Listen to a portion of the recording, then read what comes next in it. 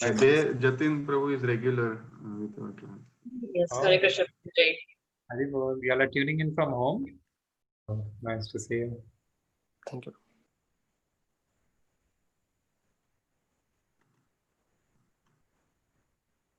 So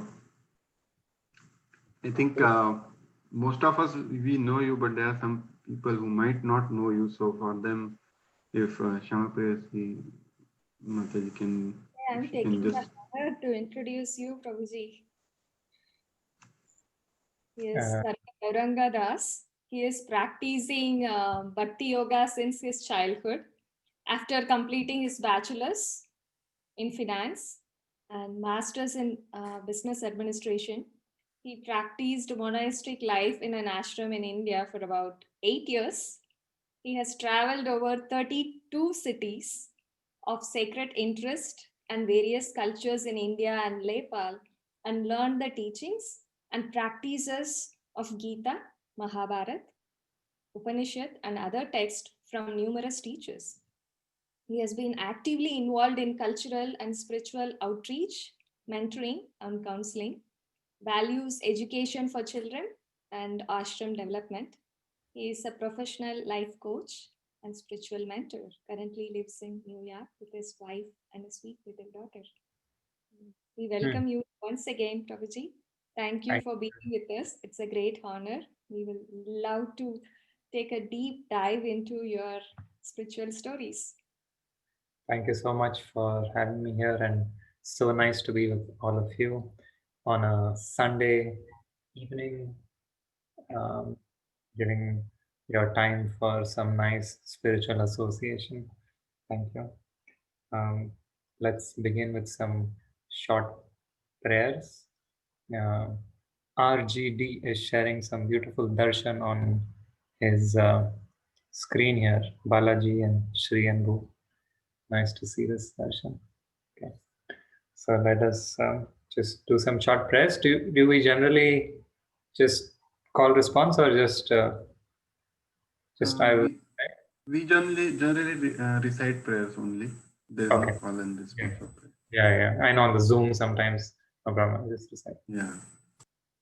ॐ अज्ञानतिमिरान्धस्य ज्ञानाञ्जनशलाकया चक्षुरुन्मिलितं येन तस्मै श्रीगुरवे नमः। नमः ॐ विष्णुपदाय कृष्णपृष्ठाय भूतले श्रीमते भक्तिवेदान्तस्वामिनिति नामिने। नमस्ते सरस्वते देवे गौरवाणी प्रचारिणे निर्विशेषशून्यवादी पाश्चात्यदेशतारिणे। नमो महावदन्याय कृष्ण प्रेम प्रदायते कृष्णाय कृष्ण चैतन्य नामिने गौरकृष्णे नमः।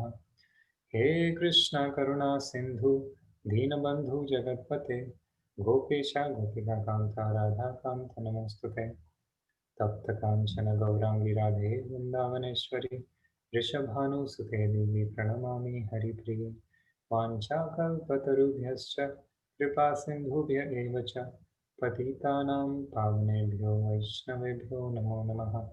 जय श्री कृष्ण चैतन्य प्रभु नित्यानंद श्री अद्वैत गदाधर श्रीवास आदि गौर भक्तवृंद। हरे कृष्णा कृष्ण कृष्ण हरे हरे, हरे Ram Ram Ram Hare Hare. Hare Krishna. Let's just take one moment to collect ourselves and just take a deep breath and set a small intention of being fully present for the next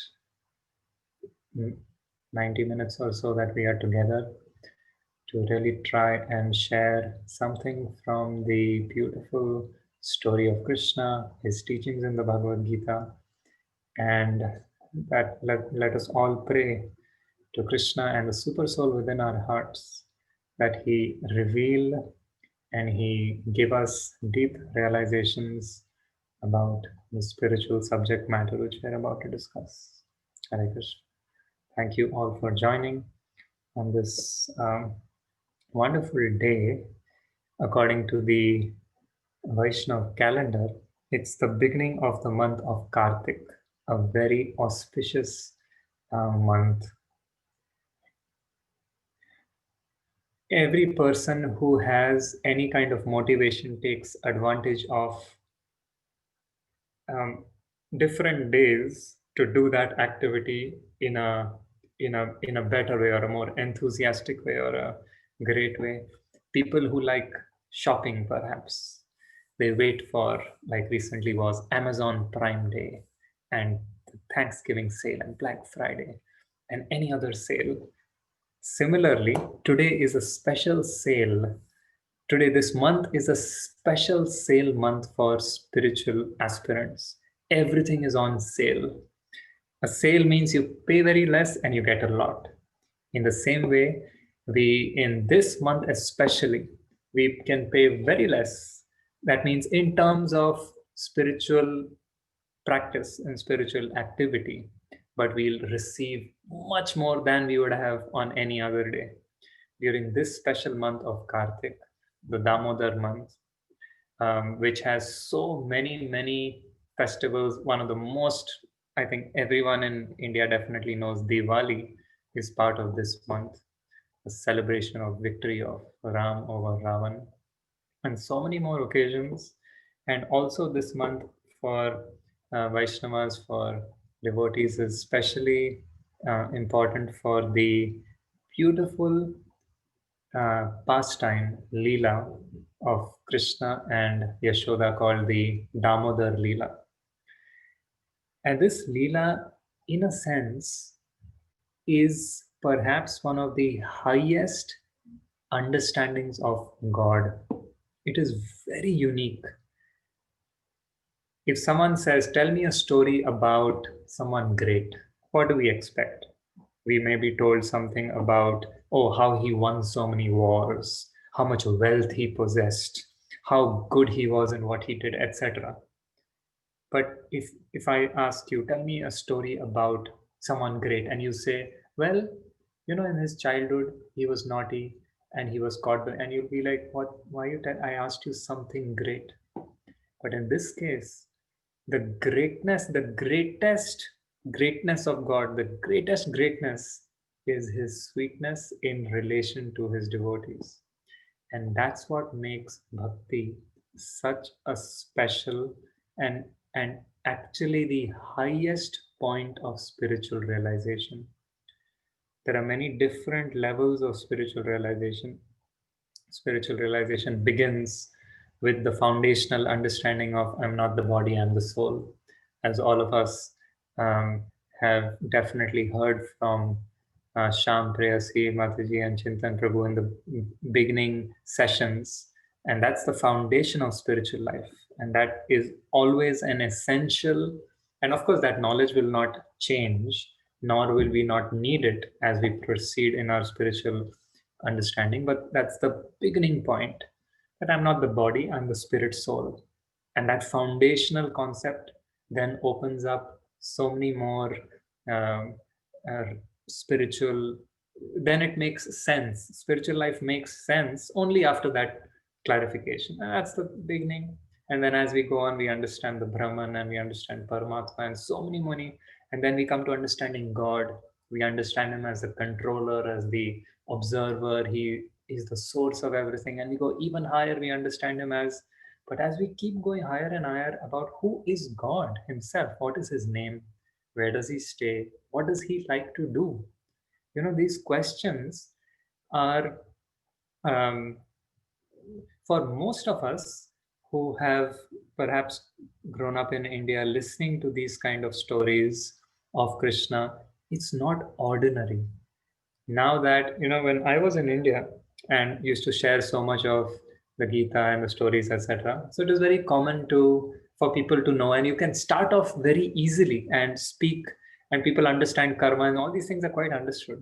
But now when I came to the West and I share with people who aren't from the Vedic culture, it is it is quite far to try to even begin to understand that God has a family, God has likes and dislikes, God did this and did that, and he has so many names and he's naughty. It's really unbelievable. So the most special greatness of Krishna, of God, is not in him being the source of everything, the creator, the most powerful controller, he who cannot be surpassed by anything, he who's unlimited, almighty. That's all right from his point of view. That's okay. But his real greatness is him wanting to serve his devotees. And that's what this month is all about. When he, who cannot be caught and cannot be controlled, is bound with a rope by his loving mother. So we'll dive into that pastime a little bit and see what few lessons we can learn. So I was thinking of three things we'll cover today. The first one is we will discuss about a little bit about the science of Krishna Leela. Why is it important to hear Krishna's stories? Is it just entertainment, or why? Why is it important? The science, and of course, then the story itself, this particular one. And the second one, we'll draw many lessons from this story, a few or how many ever we can. But one very important will be the two factors of success and action, and also the and we'll see a few more points than that. And the third thing we'll discuss is the practices for developing and receiving empowerment on our spiritual journey. Okay, so let's begin with these three things. Again, just to set the background of spiritual discussion, which we are having now, as I was saying before, it only makes sense once we accept, at least theoretically, maybe we don't even believe it, but at least theoretically, intellectually, we accept that I am not this body. I'm not even the mind, but I'm the spirit spark. I am consciousness, the living being, who has traveled millions of lives and millions of species and is going on an ongoing journey. And in this life, I play a certain role and responsibilities and duties, etc., enacted because of the condition in which I am. So that means in this life, I actually have two dharmas. And the Bhagavad Gita is a beautiful understanding of the synthesis of how simultaneously we are a spirit soul who is on a journey to go back in connection with Krishna, back to the spiritual world. And simultaneously, we also have this reality, right? We kind of live in two realities. One is the reality of our spiritual journey, an ongoing journey of millions of lives and where it's going to go. That's the dharma of the soul. And that dharma is bhakti. That dharma is love and service to Krishna, to God, and the practices associated with that. And simultaneously, we have the dharma, which each of us plays out externally in this reality in which we live. All of us have a job, we have people we are responsible for, we have desires we want to fulfill, we have ambitions, we have plans and hopes, and we have this life with certain emotions and a particular psychology, etc. So we have two dharmas which we are continuously fulfilling. And the Bhagavad Gita so beautifully teaches us to completely fulfill both simultaneously, completely, and achieve perfection in both in this life, in this reality, which we experience as one, as it's temporary because it's related only to this life, but we'll get success by it, and the internal dharma of the soul, which is an eternal dharma of love and service to Krishna. So with that, because we have these two dharmas, the dharma of the body, and dharma, by the way, the meaning of the word dharma is not religion. The meaning is that which is natural, that which is an innate nature, that which is not externally imposed upon. For example, the dharma of salt is saltiness, right? If you put white powder on your tongue and it tastes salty, yeah, it is salt. If it tastes sweet, you won't say, oh, this is salt, but it's tasting sweet. No, you say it's sugar. You can't say, no, no, no, it is salt, it's white, but it's not salty right now. Then you say, it is not salt. Because the dharma, that means the innate nature of something. So, similarly, our body, in this life, we all have an external dharma, right? All of us have a different inclination, different purpose, different desires, etc. And that we have to fulfill and that we have to live out. And our soul has a dharma also, which is in love and service to Krishna. And we do both our dharmas. We go to a job, we take education, we get married, we have responsibility to our children, etc., etc. All these are fulfilling, carrying out, progressing in our in the dharma of the body. And the dharma of the soul is fulfilled by associating like this, by doing our spiritual practices. And so, too, one very important part of fulfilling this dharma of the soul is by listening to Krishna's pastimes, listening to Krishna's Leelas. Because the dharma of the soul is right now in a dormant stage. One may say that, oh, the dharma of the body, if you say both are natural, then the dharma of the body is very natural. All of us, many of you are engineers. Perhaps you wanted to be an engineer, it was natural, perhaps not, or somebody wants to be something, etc. It's natural. Nobody had to force you to like something or do something. Of course, sometimes a career choice is made because of financial implications, but I'm trying to say that the body has some natural likes, etc. So one may say, but the soul may not be naturally inclined to serve Krishna. Then the whole world should be serving Krishna, if you say that's the dharma of the soul. True, but it is a dharma in a dormant stage. A dormant stage means, for example, a child learning to walk. The child has the ability to walk. He just needs a little practice to bring out that which is already within. He doesn't need to be, it's not that we teach a child to walk. We don't say, okay, right foot, now left foot. We don't show him a chart. This is a concept called walking. You can get off your 4 feet and on two you can walk. Look at all of us. No, he can walk. He needs a little practice. In the same way, the soul is completely the loving servant of Krishna. But our spiritual practices help us awaken that dormant love and nature, and then we'll experience complete happiness and joy in practicing the dharma of the soul, which is bhakti. Arjuna's life is an exemplary life of the fulfillment and the completion of these two dharmas. And when life is imbalanced, when either of these realities is not fully worked out and not fully played upon, that is an imperfect life. That life is not complete. That human life, in fact, the Mahabharata goes so far as to say that that human life is as good as an animal life. What was the point? Both have to be done perfectly.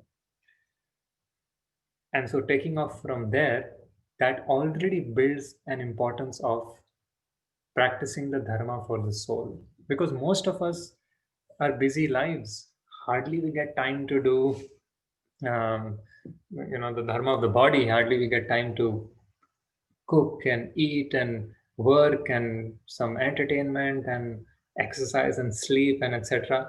Where do we squeeze in a little time for spiritual life? Of course, we are all coming here today 1.5 hours. That's so good. So let us build more and more, little bit, whatever time we can grab to build our spiritual dharma. And both dharmas are complementary. Both will help each other when they're done in the right way.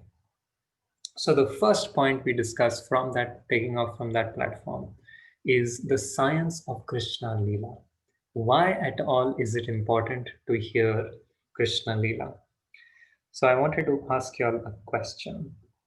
Why do we listen to stories or get fascinated by movies or love reading books and novels or maybe even gossip about people. What is it which is interesting? Why? Why does everyone in this world like a nice story? Yes, this is a little of the interactive part.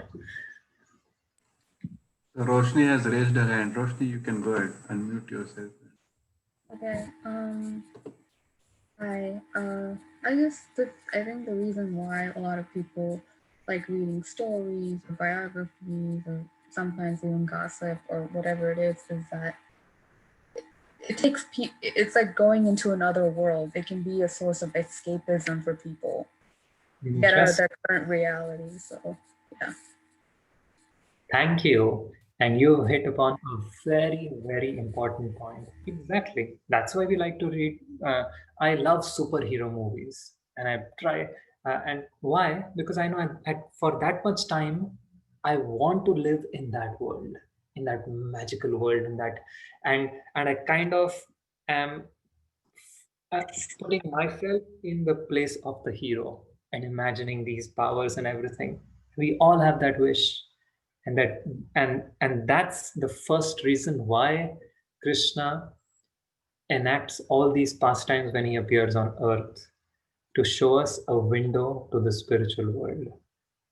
Otherwise, how else would we have had knowledge about this, the spiritual reality, right? Today, sitting here, we know what's going on in Africa because Nat Geo is covering it.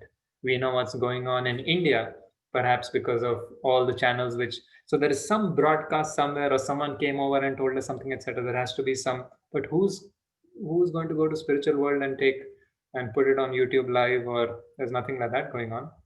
So Krishna comes and he brings the spiritual world with him and enacts these most amazing and wonderful, beautiful pastimes to give us a glimpse into the spiritual world. He says in the Gita, Janma karma chame divyam evam yoveti tattvatah tyaktva deham punarjanma neti mameti suarjuna. He says that is specifically, so it says three shlokas, Yada Yada Hi Dharmasya. This is a famous shloka. Glanir Bhavati Bharata Abhidhanam. He says, I come again and again to establish the principles of religion, to annihilate the miscreants, millennium after. He says, that's fine, but that's just my function. That's not the real purpose for which I come. Because I don't need to. Did Ram actually have to come to kill Ravan? Was Ravan really that great that God himself had to take an avatar and do this big war? No. There is nobody that great that can need God to come. Right? Ram could have given him a heart attack and he's finished, like so many people are uh, leaving the world today. Why didn't that happen? He didn't have to come. But the real reason he comes is when he enacts his pastime of Ram, he shows us what is it to be in a relationship with God. What was Hanuman's devotion to Ram? Aren't the stories of Ram so touching to everyone? Isn't the devotion of Hanuman so inspiring? The love of Lakshman, what Sita went through, why did Bharat, how come Bharat was so sacrificing, how Ram was such a just king, and how he agreed to Kaikai's curse and he walked away, and Dashrath's love for him. So this whole beautiful pastime is a glimpse into the spiritual reality. And the best news is the superhero movies which I watch and Harry Potter, which I love to read, is true, as Roshni said, it's an escape because that does not really exist. And at most, it can give me some entertainment and some pleasure for some time. But by reading Krishna Leela, it's a reality. And every time I read it, Padam, um, it says, Anandam Udivardhanam Pratipadam Purna Amrita Swadanam. Every time I read it more and more, and here it will give me more happiness and more joy and more insight, and these pastimes will come to life. And that is actually the reality to which I belong. And that's why it will catch the soul so much. It will really capture the heart. Right? Thank you, Roshni. Yes, that was very important. And any other reason why we also uh, listen to hear, see movies, and listen to stories. I'm so attached to it. We are attached to it. Yeah, attached to the stories. Yeah, the movies and the videos. Oh, yes, we are attached to them. That's true. Yes, we are very attached to them because we all want a hero. We all want someone we can look up to and worship, and someone who, right? And that's also what Krishna's stories are all about. That's why his stories are so amazing, of how he killed this one, or how he married Rukmini, or how he did something, or exactly, he gives us a hero. He gives us someone whom we can, but he's a true hero. He's not a hero who will fade away with time. He's not a hero who will be forgotten soon. He's not a hero whose acts will ever be duplicated or can ever be matched by anybody else. He's the supreme of all heroes. Yes. Yeah, two more people have raised their hands. Yes. Hi, this is Pooja. Hare Krishna. Hare Krishna. One of the reasons would be definitely we look out for someone whom we like to inspire.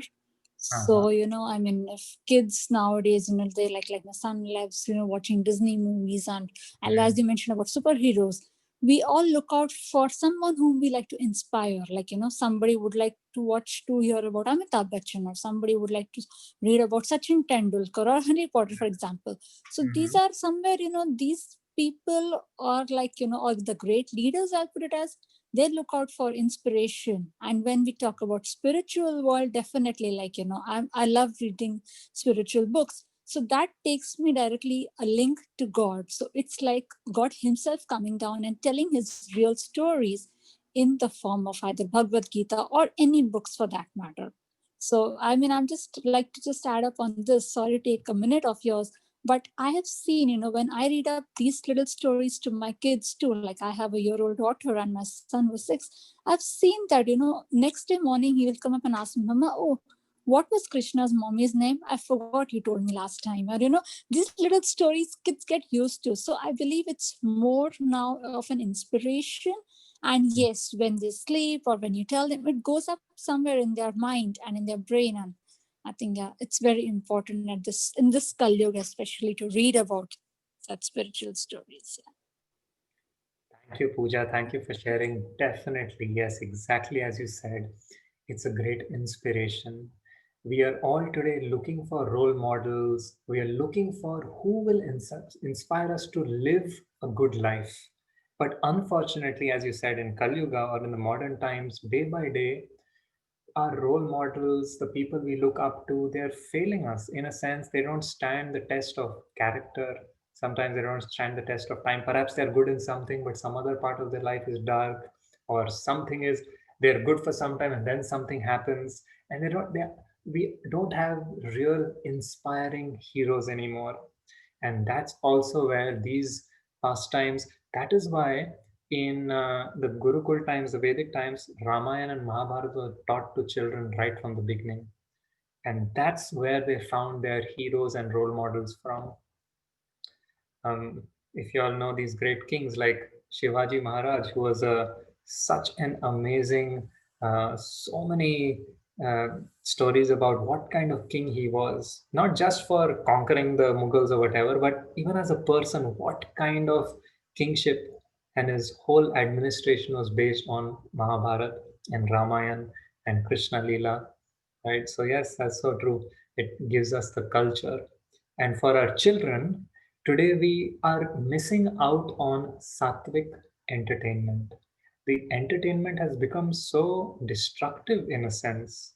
Children, right from the cartoons, are all about shooting and killing and flirting around. And imagine children 5, 6, 10 years old are seeing murders and this and that on TV, and that's all everything is about. And so their minds are already becoming so filled with Rajogun and Tamogun, and therefore they have no interest in the higher values of life. Even for material success, they aren't so their determination is weak, willpower. And of course, I'm talking about children, but I can definitely see it in my own life and so many of our modern lives, because the modern entertainment is actually not a very conducive. Recreation was actually supposed to be healthy, rejuvenating, energizing, but now recreation puts you in more of a delusional, illusional world, or it's just about violence and crime and this and that. If we compare to what the movies were in the 30s, 40s, 50s, there's so much about patriotism and love between brothers, and at least the values were higher, may not be spiritual. But now it's sex and violence is the main theme of any entertainment. That's all. And maybe a little bit here and there, there's some story. So it's so destructive and polluting to the mind also. But the Krishna Leela is purifying the heart, and that no other story in this world can do. No other movie and nothing else can purify the heart. Purify the heart of what? Of all the negativities and everything which people today ask, what's holding me back? What are these negativities? Why am I having this this mindset and this wrong attitude, etc. And by listening to Krishna Lila, it directly purifies the heart and mind of all these contaminations, all these blockages. And automatically one is put in the best mindset and attitude with all good qualities of the heart. Today, who talks about humility and simplicity and non-violence? And of course, today little talks are coming back, but that's nobody teaches these things anymore, and that's why the hearts have become so um, um, uh, not so happy anymore, not so friendships are breaking, families are breaking. But by bringing Krishna Lila back in our life, it will so much purify everything, right? And as Pooja was sharing, these stories are so beautiful. They'll always be in our heart and mind and consciousness, and we'll think about them and ask them like her son and daughter do. Similarly, in our hearts and minds, we'll see them. So that's why Krishna is saying in the Bhagavatam, he says, Yasya Vaishruyamanaya Krishne Paramapurushe Bhaktir Utpadyate Pumsa Shoka Moha Bhayapaha. He says, by listening to these, simply by hearing them, and they're so wonderful to hear. So it's entertaining. It is, he says, Yat Shrotra Manobhiramat. It's absolutely purifying the mind, it's entertaining the mind, it's not boring, it is so, you can think about it, it's intellectually satisfying, it is deep, it's real history. It's not something made up, fictional, it's a reality. And it inspires bhakti in the heart, and shoka moha bhayapaha. It frees one from um, lamentation, illusion, and fear. Shoka, moha, and bhaya. Right? Lamentation about the past, fear of the future, and illusion about the present. It frees us from all these things. And so that is the science of Krishna Lila. Now that we've heard a little bit about the science of Krishna Lila, how it works, how it helps, how it purifies, let us hear some Krishna Lila. So 5,000 years ago, when Krishna was here on earth, and he had taken his birth in the jails of Mathura, and he was carried when he was less than a day old, the same night, he was picked up by Vasudev, carried across the Yamuna, exchanged for the daughter of Yashoda in Gokul, Mahavan, and brought back. And this daughter, when she cried, Kamsa woke up, all the guards woke up. Kamsa said, oh, the eighth son is born, the eighth child is born. And he picked up the eighth child to smash him to the ground like he had done for all the others. And as he went to throw him down, she escaped from his hand. And from that little baby emerged the eight-handed goddess Durga, the controller of material nature, material energy personified. And she laughed at him. She said, you fool, you really think you can kill me or you can escape your death? That child who's meant to kill you is already born somewhere else. Ha ha ha, she laughed and disappeared. And now that great comes, I was so much in anxiety. And here on the other side, Krishna was born. And little did his parents know that this is the Supreme Personality of Godhead. They were so much in love with Krishna that their love surpassed their ability to see him as God. All of us have parents, and I'm sure many of you, and all of you, are in high posts, in high positions, and quite successful in your life. And many people look up to you, and many people are reporting to you, and etc. But your mother will always see you as a child, and she'll always scold you for something, and she'll say, "You can't take care of your health, and you can't do this. Look what you're doing." For her, because her love is so great, it always will overshadow what, however great you are, her love is greater. And for her, you'll always remain a child. In the same way, for Yashoda and Nanda, their love was so great. No matter what Krishna did or showed or displayed, he was always their child. He killed this gigantic demon as Putana. He killed Trinavarta. He killed this whirlwind demon. He killed the cart demon, this and that. At the end of the day, all the coward men would discuss. And they would sometimes really wonder. They would ask each other, a few days ago, this boy, like, I really think he's something special. And someone would even suggest that maybe he's Narayan, maybe he's God himself. And then immediately someone would say, but no, can't be. He steals butter. What a thief. And they would all laugh. Yeah, this guy, he's just a. And Nand Baba would say, yes. And when there's thunder and lightning, he comes running in my dhoti and hides behind his mother. What kind of God is he? They used to laugh. And they used to think, somehow by mistake, these things are happening. Somehow he's always there when these big, big demons are dying. And everyone says, oh, Krishna killed them. We don't believe it. Because actually, they never saw Krishna killing any of these big demons. It was only the cowherd boys, who were all 4, 5-year-old boys, and they would report to the parents. And they would say, these children make up big, big stories. Who's going to believe these children? And they themselves would go and see, and then they would say that this can't be. And they would say, thank you, oh God, Narayan, oh this one, thank you for protecting this foolish boy. And they would say, there you go in the forest so far away again. So in this way, Krishna would enjoy his Leela, his pastime. And one day, when he was growing up, he was the biggest butter thief in this world. I have a question. Why did Krishna steal butter? Krishna is God. And he's Lakshmipati. He's not Karodpati or something, right? He's Lakshmipati. He's the owner of the wealth of the entire universe. Why would he steal butter? Couldn't he produce it? Couldn't he manufacture it? Couldn't he?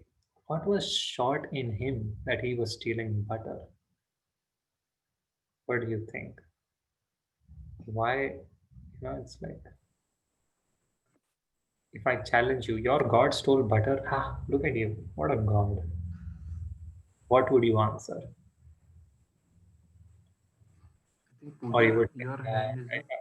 maybe would you say, yeah, I never thought of that. Time to change my God.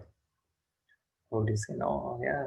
The gopis actually wanted Krishna to steal the butter. Oh, interesting. Murli has given a nice answer. So the gopis wanted, why did the gopis want Krishna to steal butter? What did they get out of it? Do any of us keep anything so that it's stolen? That's interesting. Do I keep my iPhone outside my house? I wish someone steals it. Or maybe not iPhone, okay, if that's too expensive. Or something else.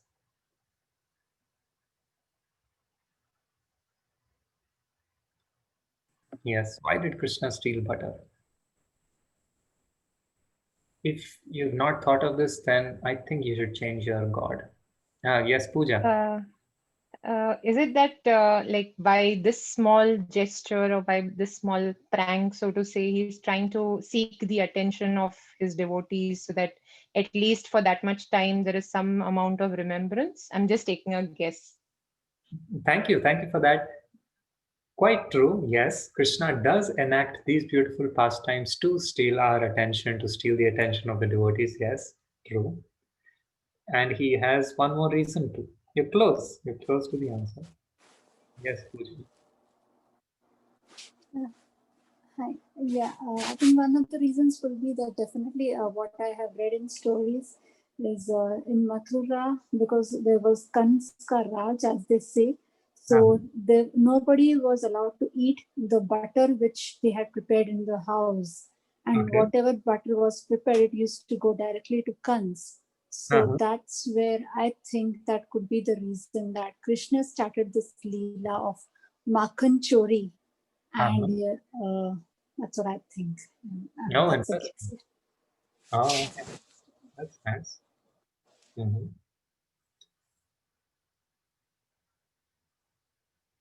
Any other um, thoughts? Why did Krishna steal butter? What was so great in that butter?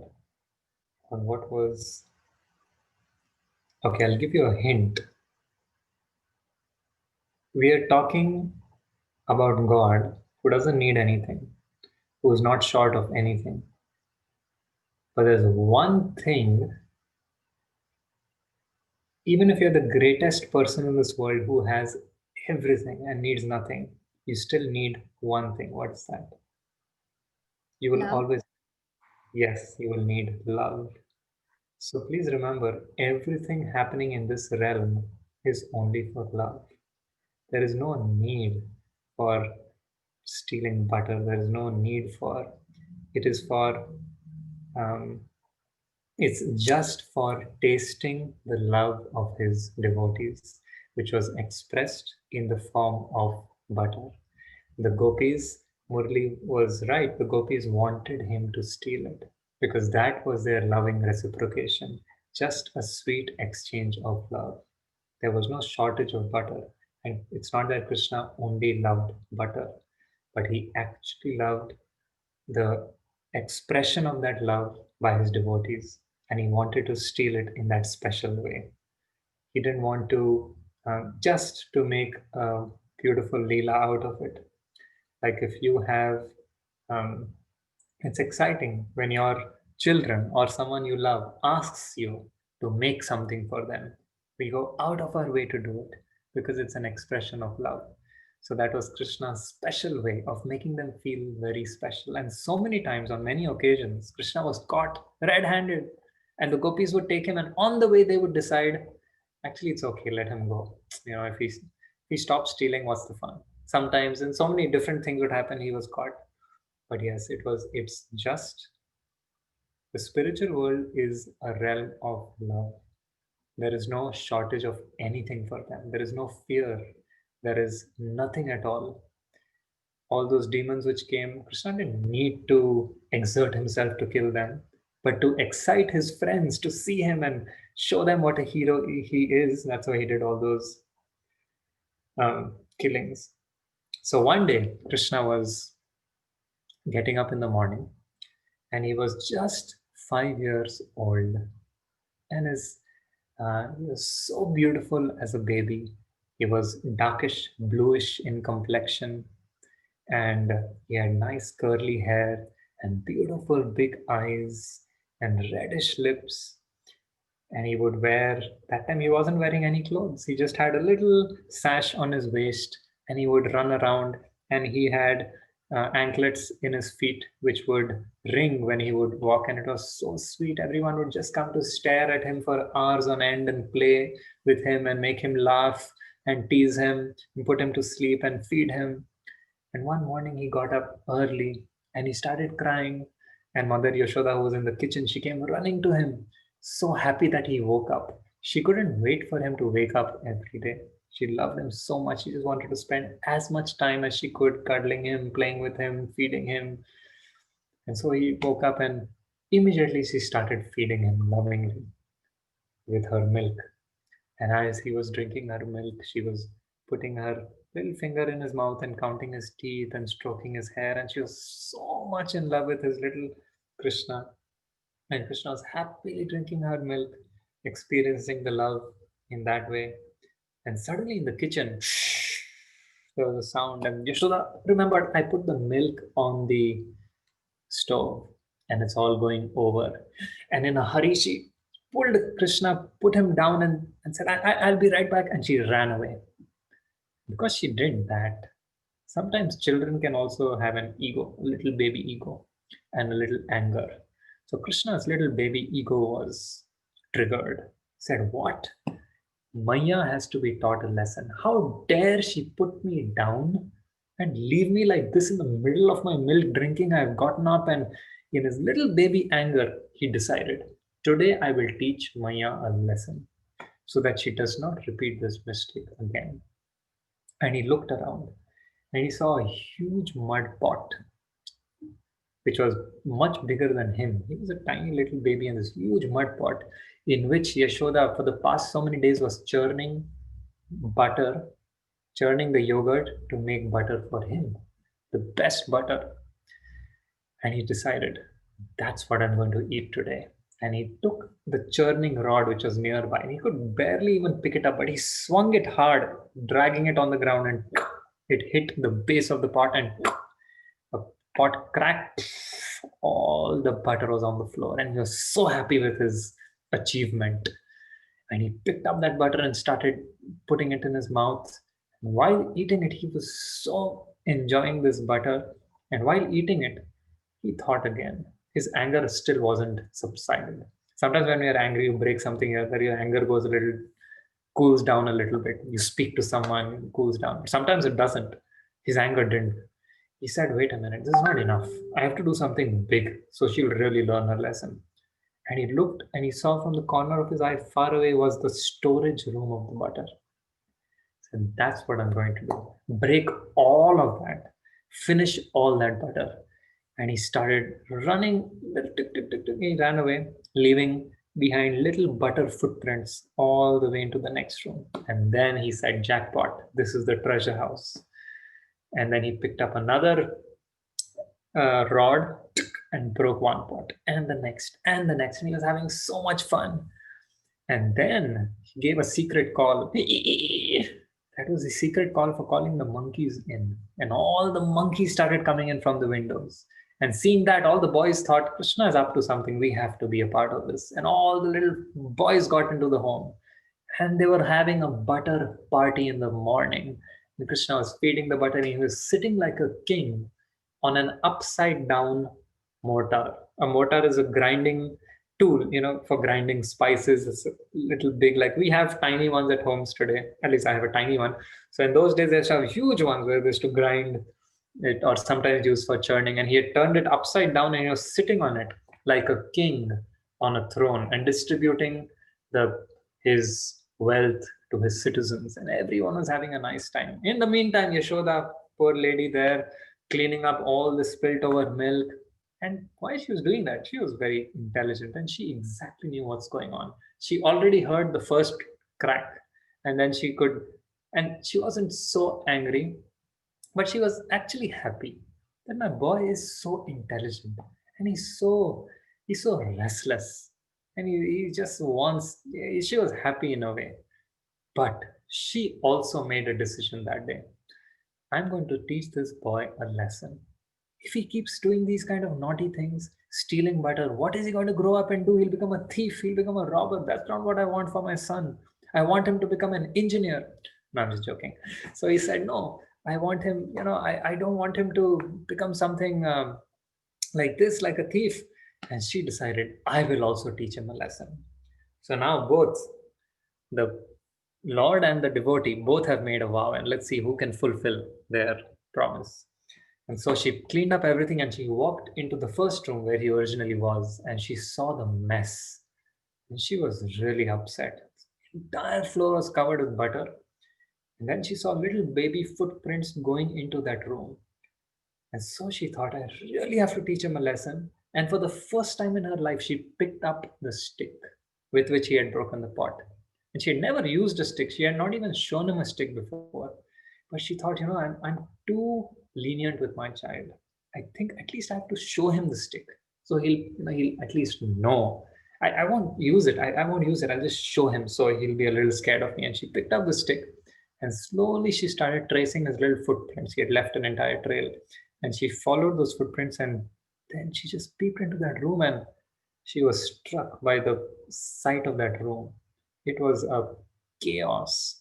There were boys completely covered in butter and dancing around like madmen, and there were monkeys who had turned white with the butter, and it was a total mess. And in the middle of it, again, she smiled, seeing her beautiful little baby, half covered in butter, half not, and distributing his butter as though he's the king of the world. And suddenly, one of the monkeys saw Yashoda coming and screeched, and everyone in flash of moment was out of the door. The boys were running out. Someone jumped out of the windows. Someone went out of the doors, and the monkeys. And Krishna was the slowest because he was so full of butter he could barely walk, and he was splashing in the butter. But he somehow got off the mortar, and just before Yashoda grabbed him, he took off. And Yashoda started chasing him. And this time she was very upset. She said, wait, wait, wait. And Krishna was at a very special age.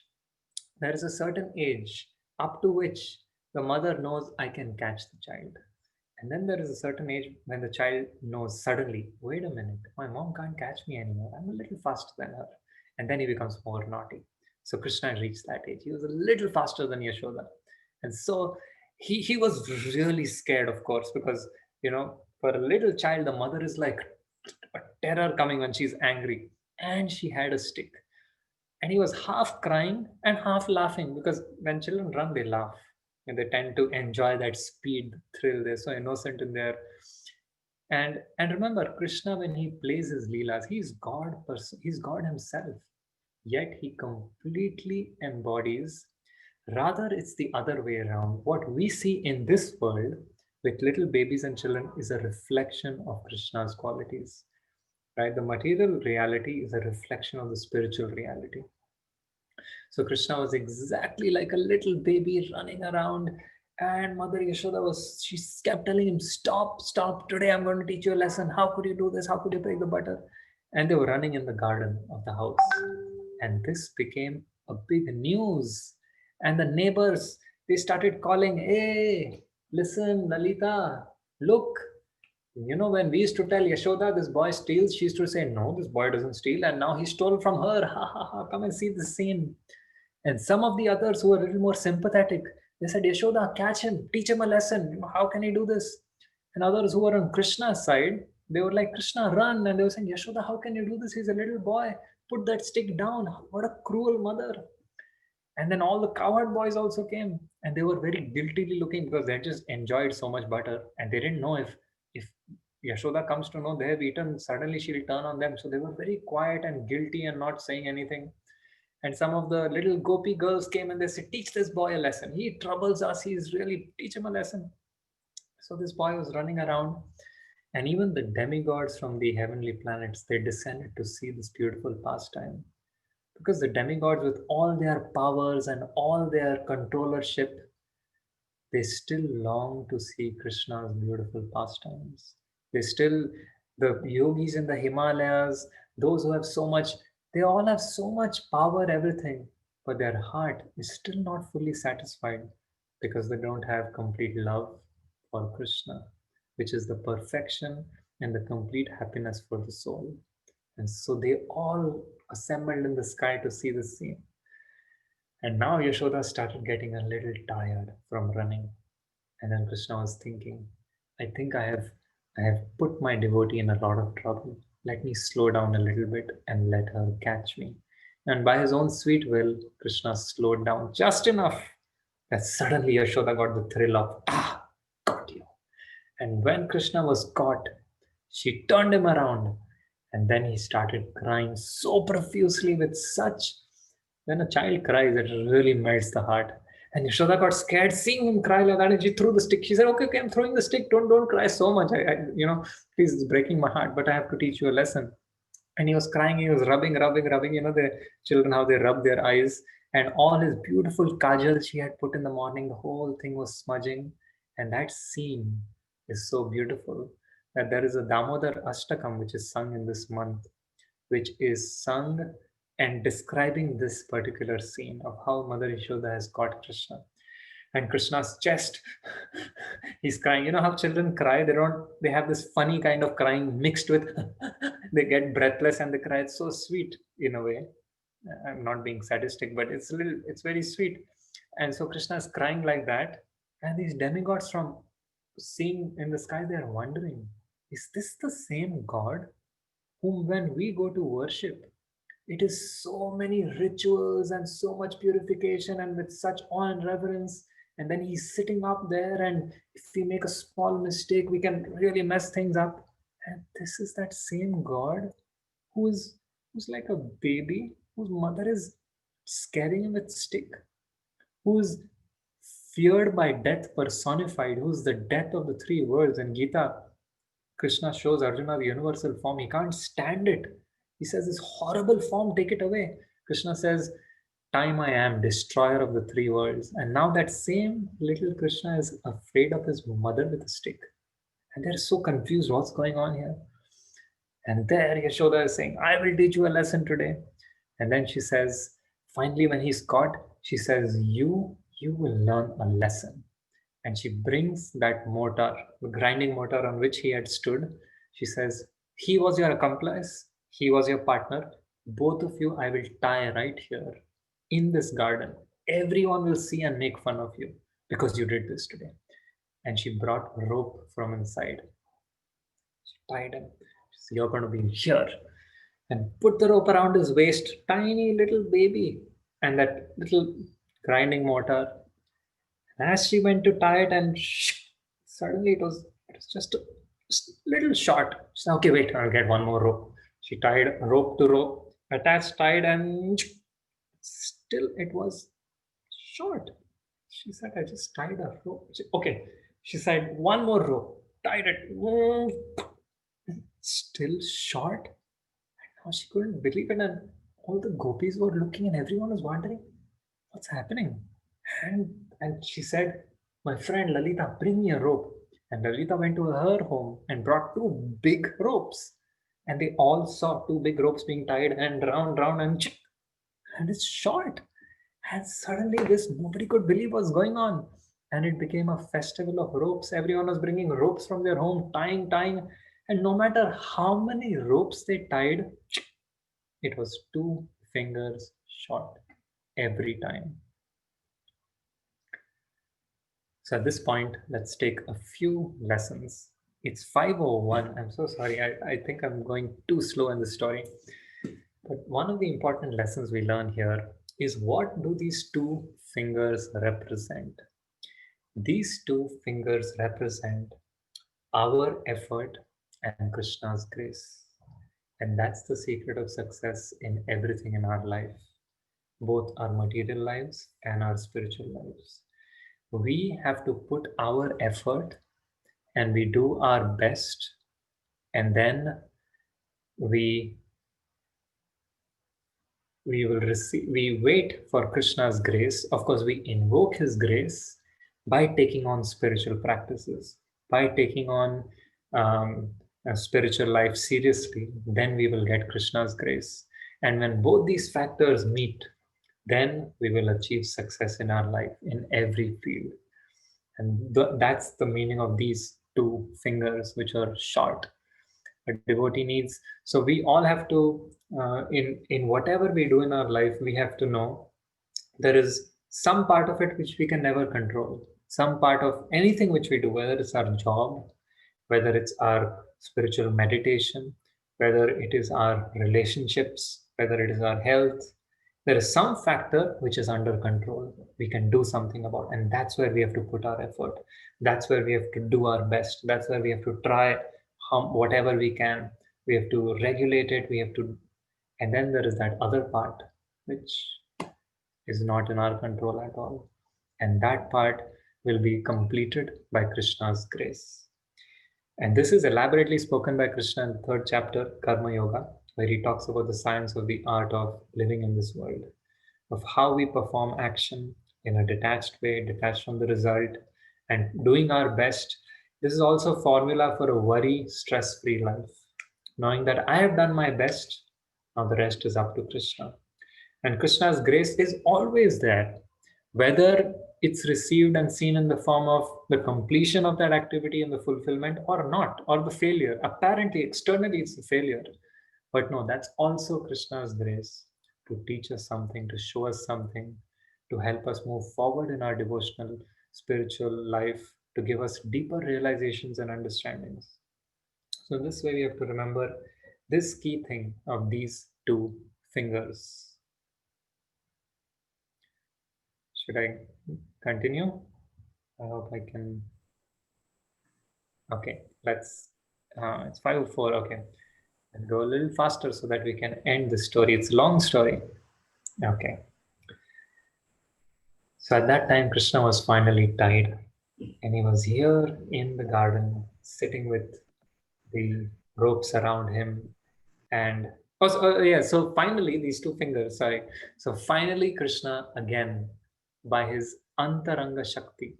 Now it is so interesting that Krishna's waist did not expand, the mortar did not expand, yet he could not be tied. Because how can anyone tie the unlimited? Right? When we think of the word unlimited, in our mind, it means it has to occupy unlimited space. But because Krishna is the resolution, is the complete, there is no contradiction, or rather, he is the surprising resolution of all contradiction. The contradiction of he's tiny but he's unlimited. He is near yet very far. There's a shloka in the Isha Upanishad, Tad Dure Tadavantike. He has he has no feet, yet he walks. He is uh, he's here, yet he's very far, like that whole shloka goes. So Krishna's waist remained the same, and the mortar remained the same, yet he could not be tied. And then the question comes when someone asks, especially for us who are practicing bhakti and we are trying to understand Krishna, and someone may ask you, if you are limited, right? We are limited. We are a jiva. We are tiny part and parcel of God. We are limited. God is unlimited. So how can you understand the unlimited? How can the limited understand the unlimited? What would be your answer? Right? All of us are trying to understand Krishna and he's unlimited. So what's our hope in trying to understand the unlimited? How can we? Is it possible? It doesn't seem to be. So then should we give up our attempt and anyway, we're not going to understand Krishna. He's unlimited because we are limited. Or can we? It's a trick question. Okay. Yes. Indra has her hand. Yes. Someone raised their hand.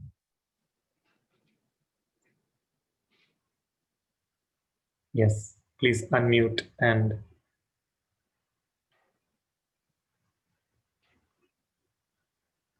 Oh. If he tries to give us that knowledge of knowing him, then we can. Oh, interesting. You have the jackpot answer. Do we have gifts and prizes for answers? Maybe if we were physically together, I like to carry some little small thing to give us. You can clap.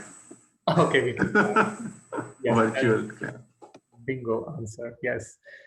Yes, exactly. If the unlimited decides to make the limited understand the unlimited, then one of the functions of the unlimited is to be able to make the limited understand the unlimited. Otherwise, how is the unlimited unlimited? Right? So yes, when that's why it's Krishna's grace, and that is why bhakti is not just a function of our achievement. It's not just by I will understand the Gita by reading these shlokas. I will know what is spiritual. That's not possible.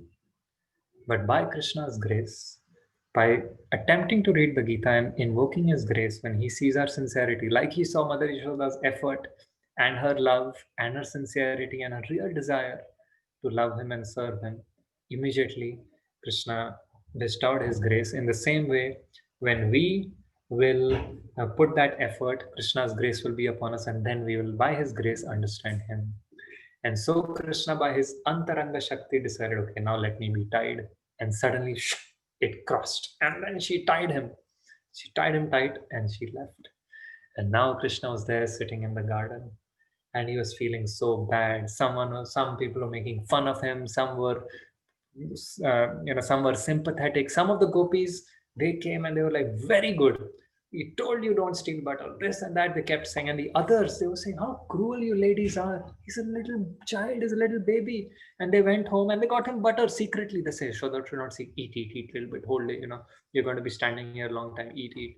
Some were saying this. His coward friends, some of them were having a good time. Hey, pakda gaya, bola tha. And he was like, I gave you guys butter and you all are doing this to me. Said, well, too bad. And some of the boys who were a little protective, they said, don't worry, what does Yashoda think she is?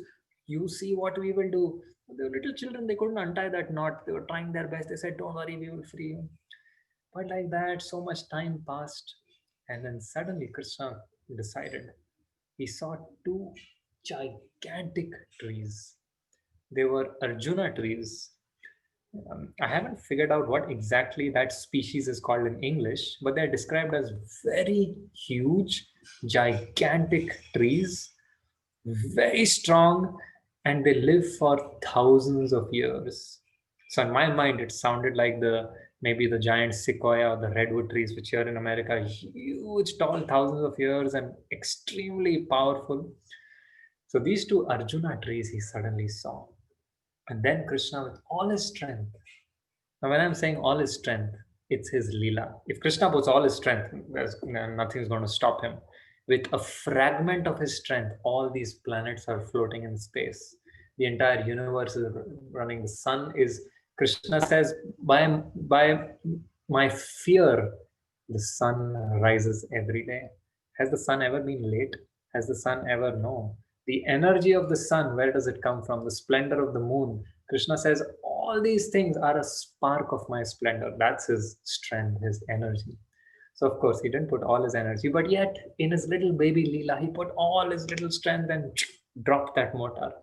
And because it became horizontal and fell, it started rolling. And then he crawled with all his strength, crawling. And then he got stuck between these two trees. He passed through and the mortar behind him got stuck. And he was pulling. And suddenly he pulled so hard. A gigantic sound, ripping apart sound, huge sound. And these two trees, which had stood there for thousands of years, which storms and hurricanes and tornadoes and elephants could not even budge an inch, suddenly uprooted and came crashing down. And from these two trees emerged two beautiful beings, Nalakuver and Manigriv, the sons of the god of wealth, Kuvera. And they emerged beautiful. They were demigods. They had bodies of like golden, lustrous bodies. They flew in the sky. They had gigantic bodies, not like our tiny, frail human bodies. And a beautiful garland. They were so beautiful to look at, bedecked with gold and diamonds and jewelry and fragrant garlands and such strong, effulgent bodies. And they joined their palms and they began to offer prayers to Krishna. And I'm not going to get into the history of how they got here. Maybe that's a suspense for next time. Chintan Prabhu will tell you the rest. That's part of the story. And that's a nice way how they got there. And so they began to pray to Krishna. And all these boys, now for that much time, it was just the boys seeing all this. All the adults for that much time had gone somewhere to do their household chores and they were all busy. So the boys were looking, what's going on here? This little kid he just stole butter, and why these guys praying to him, butter thief? And, they were so confused and they couldn't even understand these eloquent Sanskrit prayers. And by the time, and these prayers are mentioned in the Bhagavatam, and they are praying, you are the source of everything. The three worlds emanate from you. And these boys are wondering, this guy steals butter every day. He's the source of everything. I think they are confused. I think these two have the wrong person. Anyway, let's see what's going on. And they were offering their prayers. And of course, Krishna was accepting the prayers. And then he told them, so whatever happened is forgiven. Now you go back. And then after some time, they left and went back. And in the meantime, now this loud crashing sound, which had the entire village of Vrindavan heard this sound. And everyone came running, and their first thought was, protect Krishna. Because for the entire village of Vrindavan, the center of their life was Krishna. That is actually the secret to unity and success. when we are all centered around Krishna. When in our lives and we all have our different agendas and our different goals and our different centers. That's why we collide with people or communities, or everyone has their own agenda. There is no unity in what is our common goal. But when Krishna is the common goal, then everything will be so perfect and so nice. When I got married, my guru told me this beautiful sentence. He said, when you as a couple will make service to the divine couple as your common goal, then this couple will always be happy ever after. Otherwise, we can all have our own plans and aims and goals, etc. So the whole village of Vrindavan ran there to Krishna. What happened to Krishna? They all ran there, and suddenly they saw the scene. Little Krishna sitting there, tied up by this mortar in the middle of these huge trees fallen right next to him. And at that moment, some people were saying, "Who did this cruel act?" And some were saying, "Oh, Krishna," and the little boys, as usual, they were saying, "Listen, listen, we know the story," and nobody was paying attention to them. They said Krishna went through the, "Oh, keep quiet, what do you know, what Krishna will go through, he can't do this." And they said, then two beings came out. They said, "Stop these stories first, let's look at him and let's take care of him." And they went on and on telling their stories, and then the children were coming there, and the adults, and the most sad person of all was who? Can you guess who was feeling the worst? Who was like really just feeling so bad? Who was that? Who do you think was really feeling so bad for all this? Yashoda, right? Yes, Yashoda, because she said, "Oh my God, for once in my life, I tied him, and I thought I'll teach him a lesson, and I was thinking I'm overdoing it, but I don't know why." She was feeling so guilty and so bad. She didn't even know how to come in front of Krishna, and Krishna, knowing this, sometimes children know, oh, now it's my time to show. So he wasn't even looking at her. When she came from this side, he looked here. When she came here, she looked there, and everyone was saying, "Yashoda, how could you do this?" And she was really feeling so bad. And Krishna wanted to tease her more. He said, "Where is my Baba? Where is Nanda Baba?" And then Nanda Baba came and hugged him, and he said, "Baba, I only love you. I only have one Baba, that is you." And he kept saying, and Nanda said, "Don't say that. Mother Yashoda is feeling so bad." He said, "Who? Your Maya. Who Maya? I have only Baba." And she felt even more bad. She said, "Please, Krishna, don't do this to me." And then in the end, when Krishna thought he's teased her enough, then he got off Nanda's lap and he hugged her and he embraced her tightly, and he said, and he just said, "I want milk." And then she sat there and fed him milk, completed the milk from the morning. And this way, this beautiful Leela of Damodar ends in this way. So it's so beautiful, as we were discussing, to hear these amazing pastimes of Krishna, and each and every one of them have so much detail and so much stories. What the stories I was speaking from is from Bhagavatam and books like Gopal Champu and Anandavan Champu, which have a detailed description of these stories.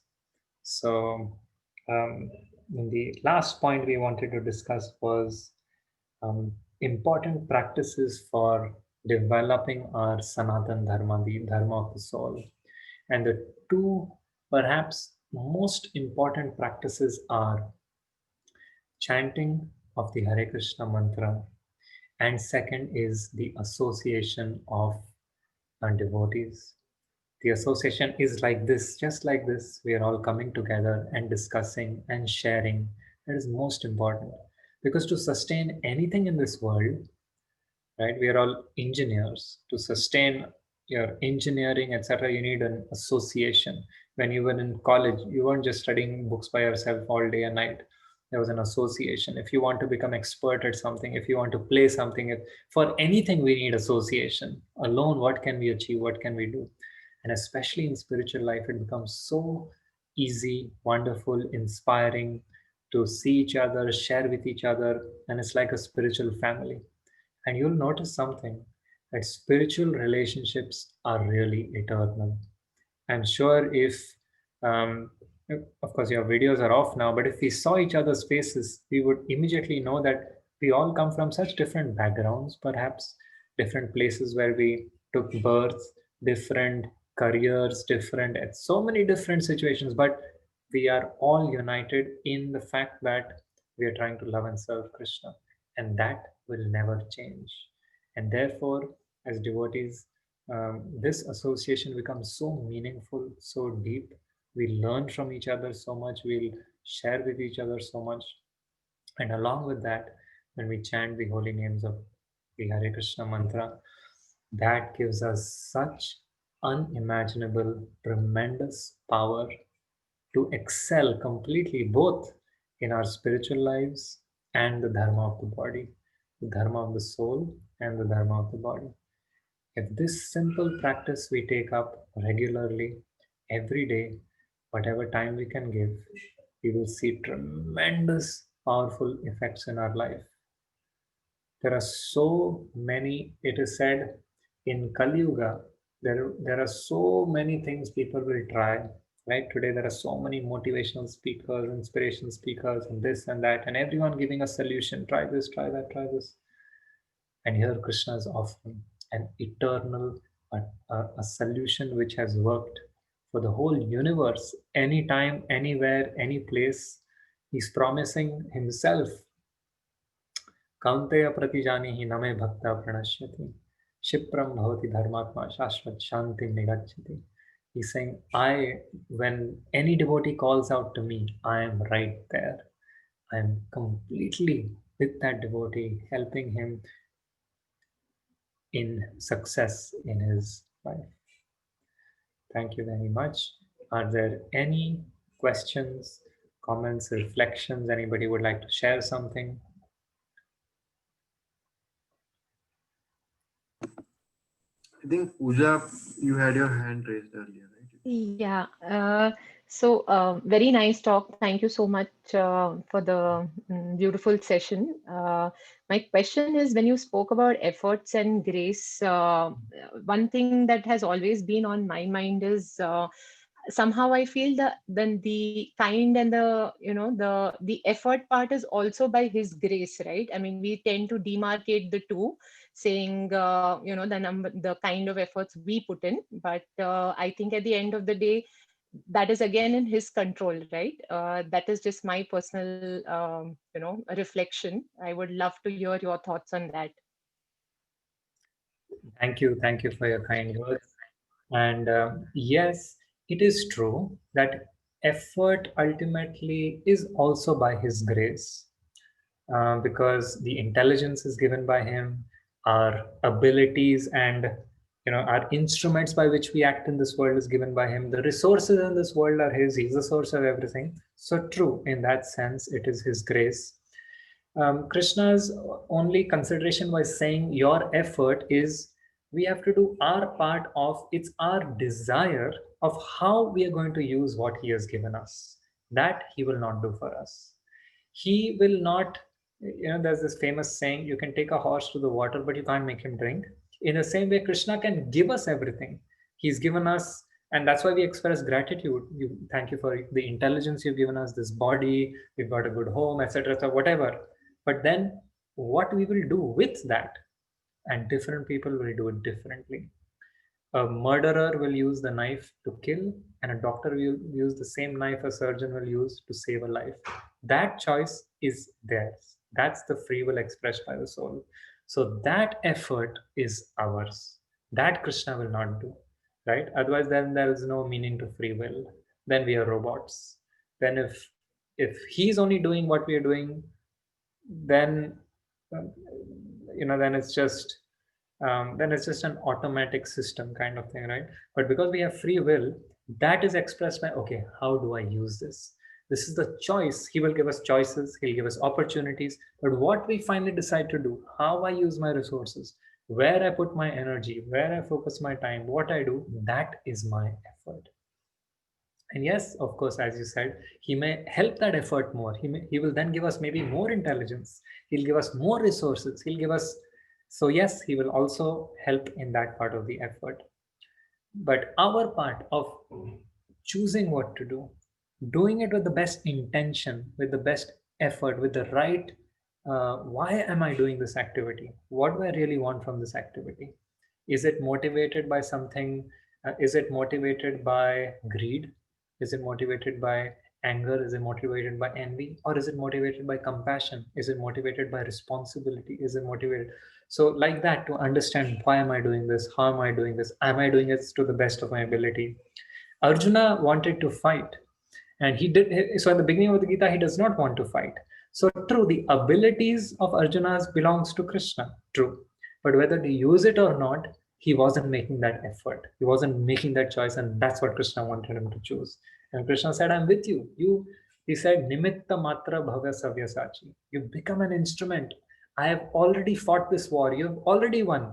But to but you have to make that choice. That I cannot choose for you.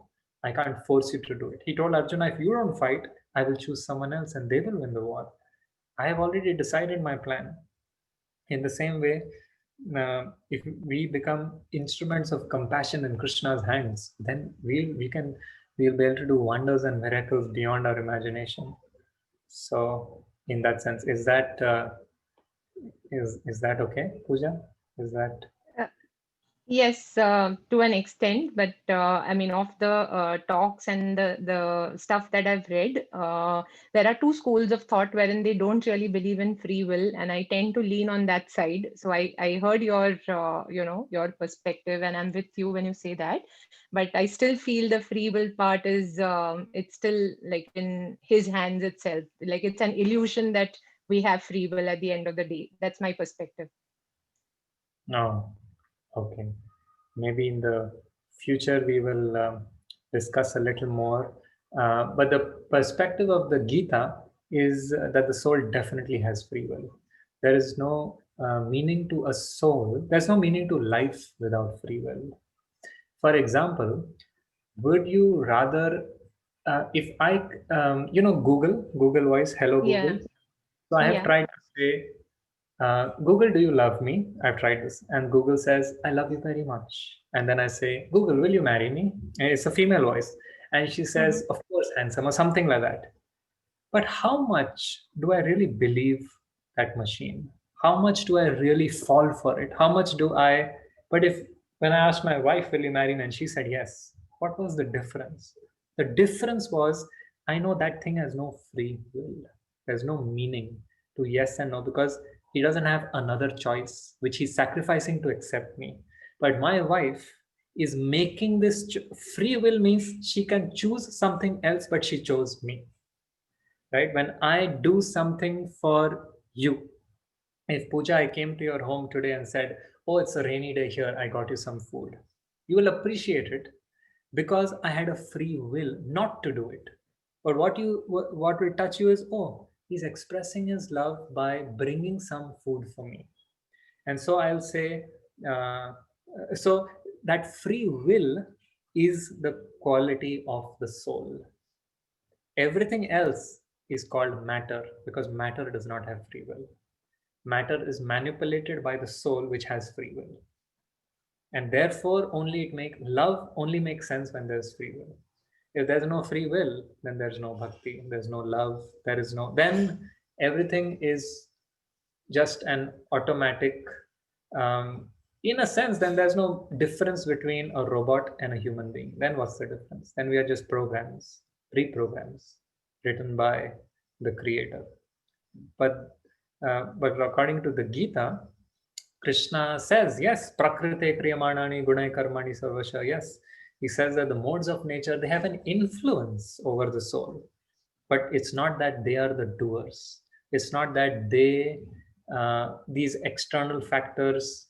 So he always maintains this point, right? He says, when he talks about natvevaham jatunasam natvam nehe janadipa, he says, you, all these kings and I have existed, are existing, and will always exist.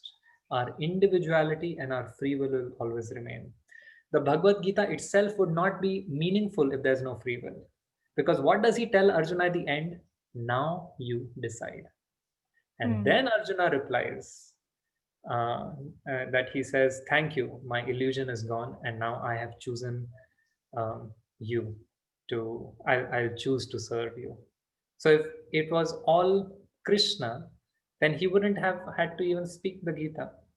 He wouldn't have had, Arjun wouldn't have had to choose with his free will. Right? What is Jiten saying? According to how we utilize our free will, it is restricted, explain the future of is there, as I say. Right, okay. So thank you. Jitendra was adding one point here that yes, according to how we utilize our free will, it's restricted, expanded. Yes, true, in the sense that by using our free will more and more in the right direction, like a cow tied to a pole. When the cow is tied to the pole by the master, if the cow behaves, then the master will say, oh, very, very well behaved cow. He'll loosen the rope a little bit. Then she'll get a little more radius to roam. If she's very well behaved, she doesn't hit anybody, he'll say, oh, wow, I can release the rope. And he may even say, cut the rope. She's so good, she'll go graze herself and come back. And if that cow is like a really violent cow, he'll tie it even more, even more, even more. Have you seen? I've seen both these kinds of cows. Some which are like so free, anybody can come and pet them because they use the free will in the right way. So it's used, so there is it, they get a more radius of action, a field, their field of choice increases. And as their free will is misused, the field of choice reduces.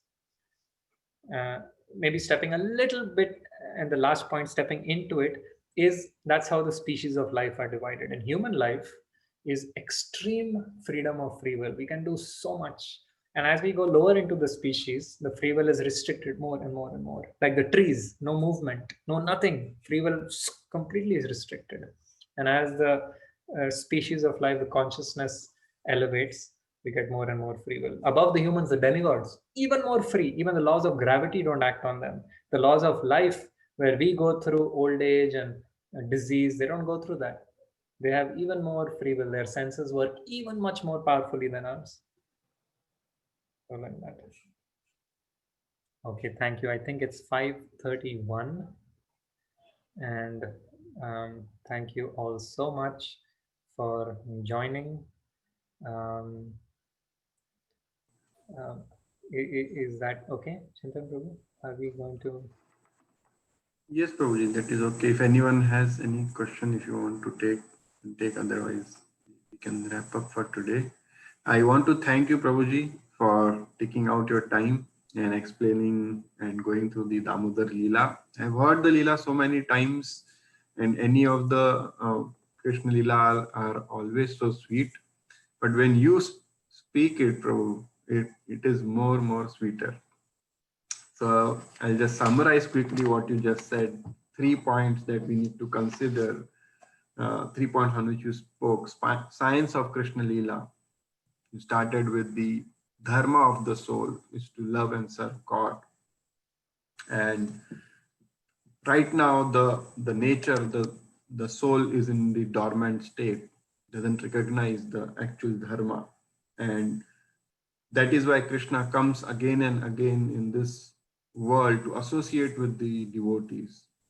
As he says in the Bhagavad Gita, yada yada dharmasya glanirvavati abhyuttanam adadamasya tadatmanam sujamyaha dharma sansthapanarthaya sambhavami yuge yuge. And he says to annihilate the miscreants and to be associated with the sadhus. And listening to Krishna Leela purifies our heart and develops good qualities in us. That is what you mentioned in the first point. And the second point you mentioned, 2 factors of success is our endeavor, our effort, and Krishna's mercy and his grace to achieve it. And the last point you mentioned was practice for cultivating and receiving the empowerment. In that you mentioned that for spiritual empowerment, and for that you said chanting of the Hare Krishna Maha Mantra should happen on daily basis, regularly, and associating with devotees, coming in congregation like this and discussing the pastimes of God. So that gives the actual nourishment to the soul. So thank you, Prabhuji, for your time. We request you that you keep on coming and enlightening us with this knowledge and keep us giving your association. Thank you very much. Thank you so much. Thank you, everyone. Hare Krishna. I just want to quickly also mention everyone who is not part of our group. Our WhatsApp group link is, we have such discussions on Bhagavad Gita, regular discussions on Bhagavad Gita every Saturday and Sunday at 4 p.m. Those who cannot achieve Saturday, as per your need, both the days we have same topic we cover on Saturday and Sunday. Those who cannot come on Saturday, they can come on Sunday and vice versa. So this is the, I have pasted the group link in the chat of our WhatsApp group. If anyone who wants to join, they can join if you're not there already. And currently we are going through a series. It's called Rethink Your Life. I'll just share my screen to show you what are the topics. So this is the Rethink Your Life series. We are going, these are the 6 topics we'll be covering from every Saturday, Sunday, as I mentioned. What I believe, how does it matter? Who is God? Does he care? Why should I care? How and why the world is created? Am I special? What happens after we die? And how should I live in this world? So these are all the teachings from Bhagavad Gita, which we will discuss, and we'll discuss how to implement this in our day-to-day life. And that we discuss in this. We also go through the Bhagavad Gita slowly and discuss on topics as needed. So yeah, please, all of you are free to join. You join this WhatsApp group. In this WhatsApp group, we will be sharing the link of it, about the Zoom calls details. And at the end, if it is okay for everyone, I would like to have a group picture, and you can all turn on your videos. So as a remembrance, if you all, if possible, please turn on your videos. I'll have a group picture with everyone.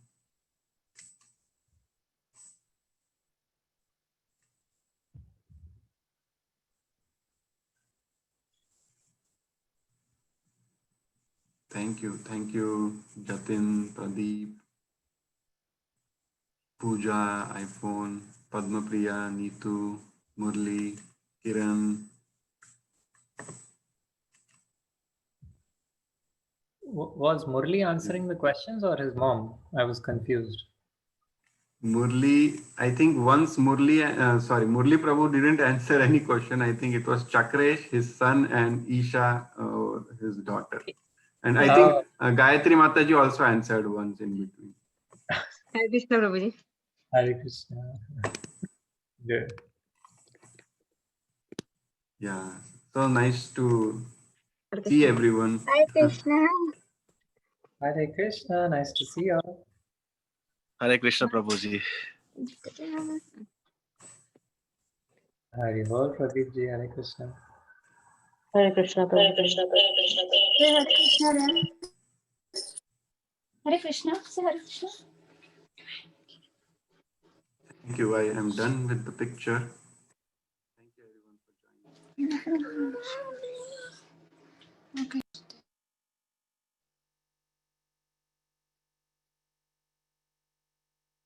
Session is officially over. Yeah. And if anyone has anything to discuss, we can still discuss.